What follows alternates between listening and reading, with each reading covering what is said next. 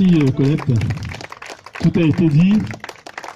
Maintenant, nous allons accueillir le coordinateur adjoint d'Africa 50 et le président de Diaspora 225, l'éminent journaliste Bakary Goudiaby. Il fallait préciser tout ça quand même. Et aussi écrivain qui a participé il n'y a pas longtemps au Palabre poétique à Dakar. Bon, on est là pour Mandela. Bakary, c'est à toi. Merci, Sendé. Alors, pour moi, c'est un honneur de me présenter devant vous pour vous parler d'un homme qui a une vie sans pareil. Et je remercie pour cela, bien sûr, le comité de coordination du collectif Africa 50, à la tête duquel il y a Christophe, tu l'as dit, il y a moi, Colette, toi, Rosalie, le doyen Gaïdé, Yamoutouale et tous les autres, bien sûr, nos amis d'Haïti, et qui chaque jour, comme l'a dit Colette aussi, réfléchissent à ce que notre communauté puisse être visible sur le territoire. Lorsque nous avons appris avec une infinie tristesse la mort de Nelson Mandela, héros de la lutte acharnée contre l'apartheid, ancien président d'Afrique du Sud et prix Nobel de la paix, j'ai voulu rapidement évacuer le sentiment de tristesse, car j'ai voulu revoir l'image de celui qui fut un militant des causes justes et un homme politique de premier rang. Celui qui, après 27 ans de captivité, sut trouver au fond de lui-même les ressources nécessaires pour pardonner. Au-delà des multiples hommages que suscite légitimement la noblesse de son itinéraire, me remonte à la mémoire le combat héroïque et douloureux d'un homme d'engagement qui, appuyé par ses frères africains de la diaspora en passant par les pays de la ligne de front de l'époque, démantela l'odieux système de l'apartheid. Devenu chef d'État d'une nation sud-africaine divisée, il en fut une nation arc-en-ciel, prête à aborder une nouvelle phase de son histoire. Il me paraît, mesdames et messieurs, indéniable pour que son œuvre nous interpelle et nous invite, comme l'aime bien à le dire Yamoutouale, à nous engager pour construire une France à l'image de son équipe de football champion du monde. Nelson Mandela continuera pendant longtemps, très longtemps, à inspirer les femmes et les hommes de notre temps, ainsi que les générations futures. Certains jeunes, nés après la fin de l'apartheid, affirment au fil des conversations qu'ils auraient voulu que Nelson Mandela aille plus loin dans le partage des richesses et de terres entre noirs et blancs, alors que 74% des terres sont toujours dans les mains des blancs. Le racisme attise toujours les tensions partout où le vivre ensemble est à l'épreuve. Alors, près de 30 ans après la fin de l'apartheid, Madame Garça Machel, la veuve de Nelson Mandela, a affirmé que l'Afrique du Sud a juste débuté sa longue marche vers la liberté, en reprenant le titre de la fameuse autobiographie de son défunt époux, La longue marche vers la liberté. Madiba appartient à l'humanité. Nelson Mandela appartient au monde parce que son combat était le nôtre. Son triomphe a été le nôtre. Notre dignité et notre espoir ont trouvé leur expression dans sa vie. Et notre liberté, notre démocratie sont le précieux héritage qu'il nous a laissé.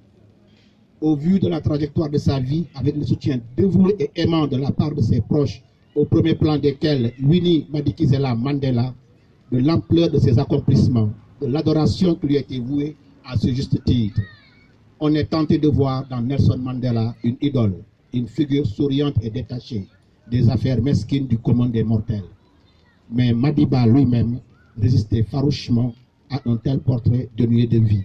Au contraire, Madiba tenait absolument à partager avec nous ses doutes et ses craintes, ses mauvais calculs avec ses victoires. Je ne suis pas un saint, disait-il, à moins que l'idée que vous faites d'un saint soit celle d'un pécheur qui essaie constamment de s'améliorer. Voilà tout l'homme. Lorsque nous avons appris, disais-je, la mort de Nelson Mandela, j'ai voulu revoir l'image de celui qui fut gardien de troupeau instruit par les anciens de sa tribu Tembu. Madiba qui allait être le dernier grand libérateur du XXe siècle. Comme le disait hier Barack Obama, Colette le disait. J'ai voulu aussi revoir l'image de celui qui admettait volontiers son imperfection, parce qu'il avait, pour avoir une bonne disposition pour être espiègle lui-même. malgré les lourds fardeaux qu'il portait et qui se traduisaient par les rides qui se dessinaient sur son visage déterminé, que j'ai pu observer lorsque étudiant à Cambridge. J'ai eu l'infime honneur de me trouver à côté de lui pour une photo à Londres. C'était en juillet 1994. Et c'est alors que j'ai compris que Madiba n'était pas un buste de marbre. C'était un homme comme les autres, un fils et un mari, un père et un ami. Et c'est pour cela que nous avons appris tant de choses de lui. Et c'est pour cela que nous pouvons encore en apprendre. Et c'est pour cela que nous l'avons tant aimé, que nous l'aimerons toujours. Enfin, lorsque nous avons appris le 5 décembre 2013 la mort de Nelson Mandela, j'ai voulu revoir l'image de ce visage éclairé de M. Aimé Césaire qui, prenant le combiné que venait de lui passer sa collaboratrice, me dit dans un ton d'affection, je le cite, « Excusez-moi mon cher, on doit être le 26 du mois. » Car, mesdames et messieurs, Nelson Mandela avait pris l'habitude d'appeler Aimé Césaire qui se trouvait outre cieux tous les 26 de chaque mois pour prendre de ses nouvelles. Parce que M. Aimé Césaire, pour rappel, est né le 26 juin.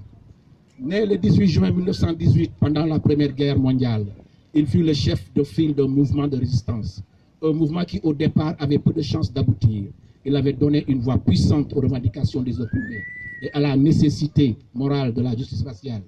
Il allait subir un emprisonnement brutal. Sorti de prison, il allait ériger un ordre constitutionnel afin de préserver la liberté pour les futures générations. Un attachement à la démocratie et à la primauté du droit ratifié, non seulement par son élection, mais par sa disposition à renoncer au pouvoir après un mandat seulement.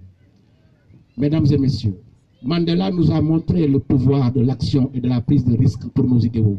Mandela nous a appris le pouvoir de l'action, mais il nous a aussi appris le pouvoir des idées, l'importance de la raison et des arguments, la nécessité d'étudier non seulement ceux avec qui on est d'accord, mais aussi ceux avec qui on ne l'est pas. Il comprenait que les idées ne peuvent pas être contenues par les murs d'une prison, ni éliminées par les balles d'un tireur embusqué. Il a fait de son procès une histoire contre l'apartheid grâce à son éloquence et à sa passion, mais aussi à sa formation d'homme engagé. Mandela a démontré que l'action et les idées ne suffisent pas, mais juste soient-elles, elles doivent encore être ciselées pour être inscrites dans le droit et les institutions. Il avait l'esprit pratique. Mettait ses convictions à l'épreuve et en les confrontant à la surface dure des circonstances et de l'histoire. Enfin, Nelson Mandela comprenait les liens qui unissent l'esprit humain. Et il y a un mot en Afrique du Sud, Umbutu. Un mot qui incarne le plus grand don de Mandela, celui d'avoir reconnu que nous sommes tous unis par des liens invisibles, que l'humanité repose sur un même fondement que nous réalisons en donnant de nous-mêmes aux autres et en veillant à leurs besoins. Je vous remercie. Merci Bakary. Merci. Alors nous restons toujours dans ce centenaire de la